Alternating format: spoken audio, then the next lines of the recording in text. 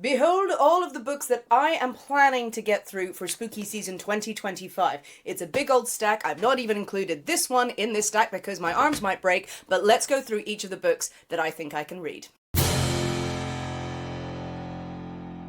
Hello, if you're new here, I'm Sinead, and this is my spooky corner of YouTube, where I talk about the spooky books that I have read, the spooky films that I have watched, and give you recommendations of spooky things that you can enhance your life with. It is September, which means spooky season has arrived. It is official. We all know that it starts on the 1st of September. I will be taking no notes on this. It is the time where we say goodbye to the summer, we welcome into the autumn, but we're getting ready for the most glorious time of the year, and I am going to be prepping all of my reading to bring you even more spooky book recommendations, whether they are cozy ones, whether they are appropriate for the season, or just more books to absolutely terrify you, so you can read something around Halloween or really for the rest of the year. It's going to be good. And if you would like to see the bloopers of Sinead trying to manage that huge stack of books, please stick around to the end of the video. It will surprise absolutely no one, I'm sure, to hear that I love the autumn. I love fall. This is my favourite time of year. It's got a time of such great promise, of great energy. It's just wonderful, the weather and the vibes of the spookiness, with seeing everyone starting to embrace their horror side, whether it's a cozy spooky feeling or whether it's full-on terror. And this time of year is a very busy time for us spooky content creators, so I have got quite a few plans coming up. In addition to the TBR that I'm about to take you through, as quickly as possible, of course, I'm currently working on a massive reading guide for spooky season for 2025, combining books that I have read and that I have loved, some classics in there, but also recommendations of books that I have received that I've not yet read, and they span all sorts of different spooky genres. I'm also going to be working on my wider guide for spooky season, not just the reading, but also the films to watch, the TV series that we embrace, maybe even games that you can play, and little practices to get you into that spooky vibe. Videos about folklore and fairy tales. I have more underrated horror films, and maybe some readings of classic spooky stories for you to enjoy. Please make sure that you are subscribed to my channel, that you like this video, that you hit the bell so you get notifications of my new videos coming up, and so we can chat in the comments on my post to get more suggestions, and you can keep sharing the books that you think are absolutely essential for this time of year. The list I'm going to take you through today is my TBR for the next couple of months, and this is based on new books that I haven't read and I'm really keen to get to, some books that I have purposely saved for this time of year, and there's a couple of revisits in here which will become clear. I'm going to quickly recap the books that I have read so far in September. There will be deeper dives into each of these reviews at the end of the month. The first was Nothing But Blackened Teeth. This is a short novella by the author Cassandra Clare. I really enjoy Cassandra Clare's works. They are a very strange, bizarre horror writer. This is the story of a group of friends who decide to spend the night in a haunted manor house in Japan. The friends have fractious relationships, they have different issues with each other in the past, but there is a legend associated with the manor about a bride who was buried alive there while waiting for her love. If you like Cassandra Clare's writing style, you will enjoy this book. I don't think it is their strongest work. It is creepy, it is atmospheric, and it's got a really interesting setting to it. The friends dynamic through it was a little bit convoluted and maybe detracted away from some of the ghostliness. I probably enjoyed this book more than I should have. And that's a weird way of saying it. I just respond quite well to their writing, though I think the book was flawed. However, it is creepy and a very quick read. I then read The Ballad of Black Tom. This has been on my list for a long time because this is a reimagining, retelling of H.P. Lovecraft's story, The Horror at Red Hook. This novella takes Lovecraft's original story of a cult that is worshipping Cthulhu, cosmic horror, and reimagines it from the perspective of a black man. This was a great short novella. It was very well written, it was taut, and it was a really nice, interesting twist on the old Lovecraft story. Overall, it is a story about cosmic horror and sort of cult worship that it's not usually my cup of tea. I've never liked H.P. Lovecraft's works.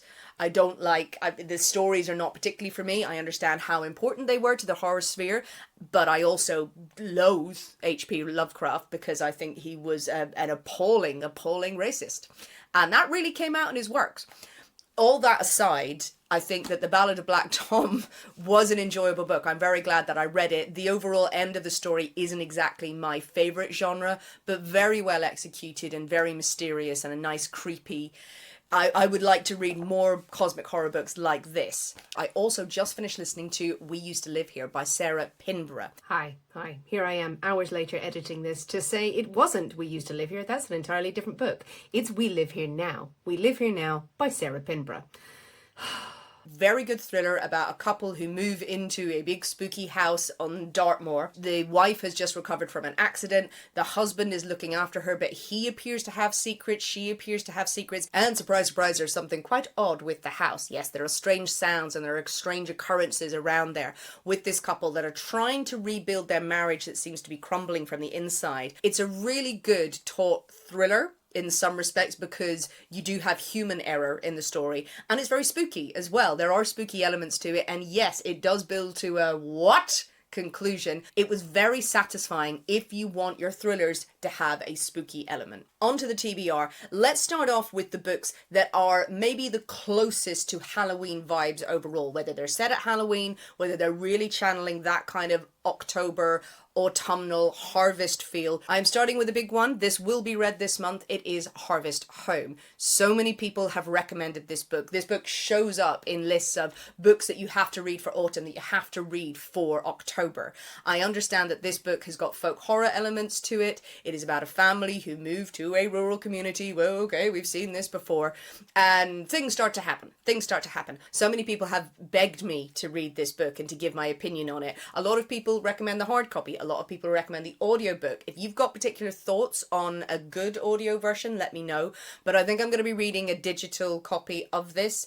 I will be getting through it, a big one for September. I hope to come back with my thoughts on it very soon. Next up, I've got All Hallows by Christopher Golden. This is a book that is set on Halloween night in 1984. This is giving very Stranger Things vibes. It's giving very creepy kids, warring families. It is set in Massachusetts. It is the story of apparently two families who are unraveling behind the scenes. You've got one family that runs a scare attraction in the woods. Yay! You've got another family that are having internal struggles. You've got a lot of kids and high school kids out on the streets and all battling with their own feelings and in the back of all the ghostliness that's happening around them. And then you also have a group of kids who are going door to door saying, can people hide them from the cunning man? I have never read anything by Christopher Golden. I have picked this up because it was highly recommended as a good seasonal book. No idea if I will vibe with his writing style, but people have said that this is quite an easy read, that he's quite a good one to devour. It's not too heavy, so I'm looking forward to diving into this. Next up is an arc that I received through the post of a book that is coming out this month. It is Hallows Hill,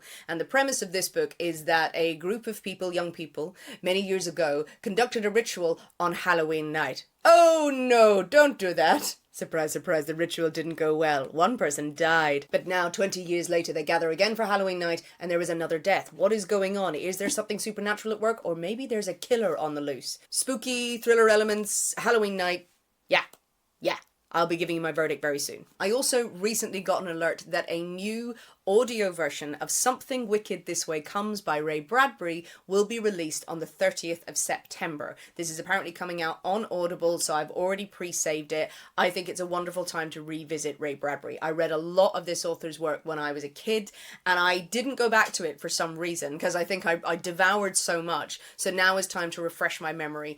Something Wicked This Way Comes, a great Halloween classic tale of a traveling carnival, and ooh, yeah. Moving into cozy, cute, funny, yet creepy stories, I am ridiculously excited to start How to Survive Camping, The Man with No Shadow. This book, as soon as I saw it, I just started hurling my money at the bookseller. Please, give me a copy of this book. And the bookseller had to talk me down and say that that's not how transactions work, please. You know, you're just throwing change now. This, I believe, was a series of stories online, and now it has its own book. It is the story of the Goat Valley Campground. I have never read this series or any of these stories before, but it is about the campground manager trying to make sure that people survive in the campground. It is described as campy, funny, creepy, spooky, and just that camping, the cover of this, does this not scream autumn? Does this not scream fall vibes and spooky season? We're going to have a good time together. This book kept coming up my radar and I couldn't resist it anymore. I've downloaded a copy. This is a middle grade book, but Small Places by Catherine Arden. Catherine Arden, who wrote The Bear and the Nightingale. This book just keeps appearing, and the cover is screaming Halloween, autumn vibes.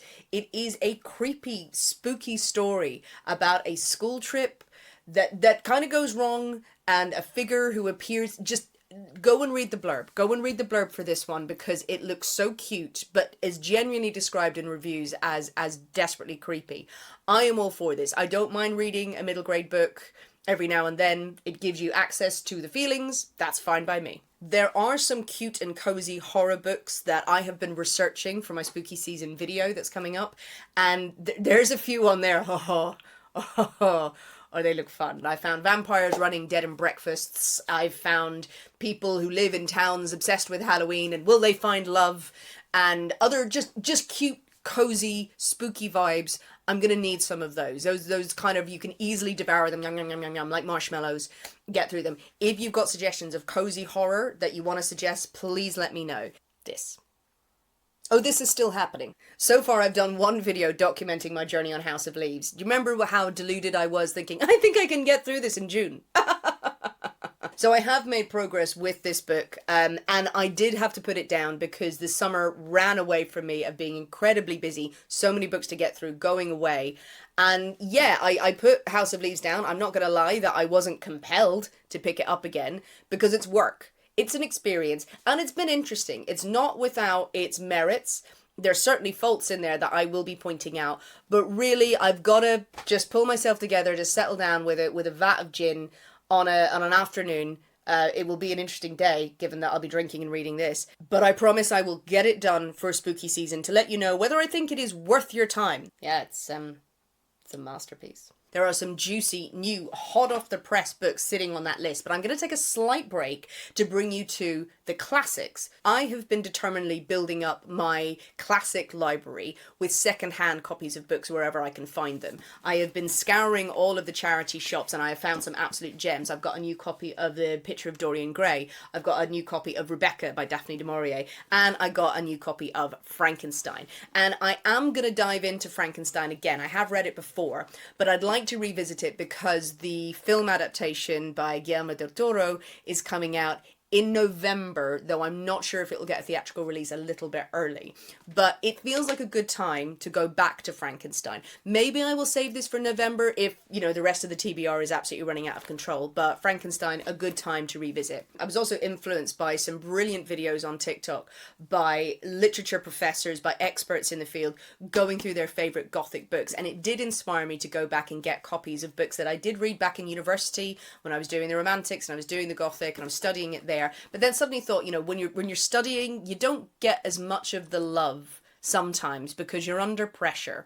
And while you appreciate the literature, you're in a very different scenario from reading for pleasure. So I've just gotten fresh copies of The Castle of Otranto. That is the first Gothic novel, technically, by Horace Walpole. I've also got a little tiny copy of The Vampire by John Polidori.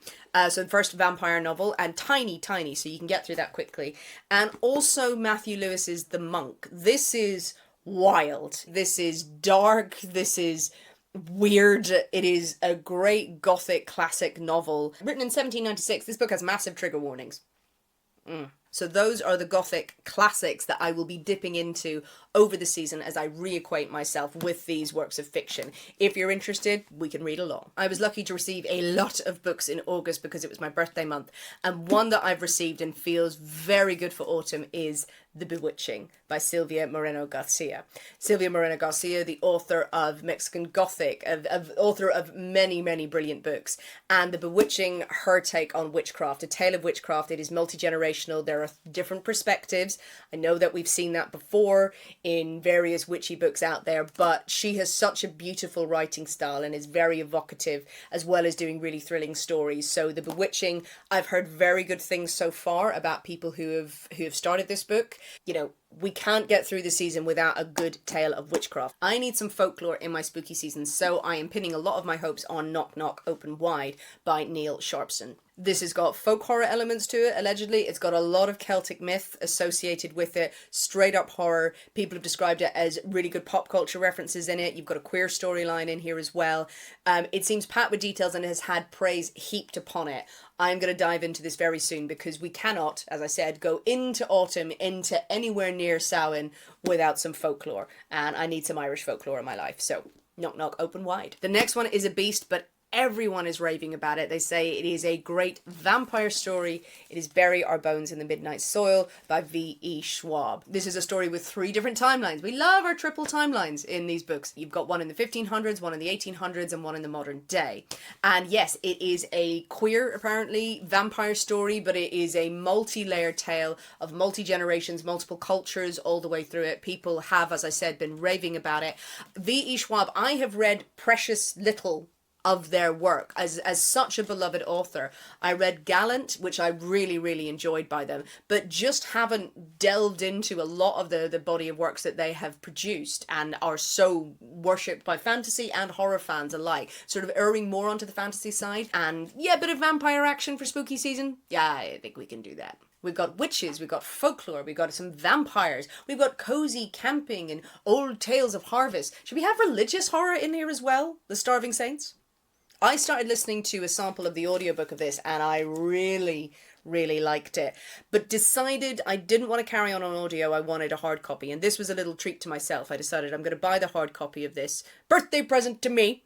This is medieval horror about a castle that is placed under siege, about the people inside who are trying to protect the sick and look after them, and then it seems to have this miraculous experience where the siege ends, the sick are cured, the stores are replenished, and the fallout from that and the reaction from it of this siege in the castle. This writer, I have not read The Death of Jane Lawrence, which they wrote as well, but I so enjoyed their writing style when I listened to that audio sample. Is it technically spooky season horror? That's the thing. I've got a lot of books on my list and it feels really good, but maybe it goes to winter, maybe, but I love religious horror and medieval horror.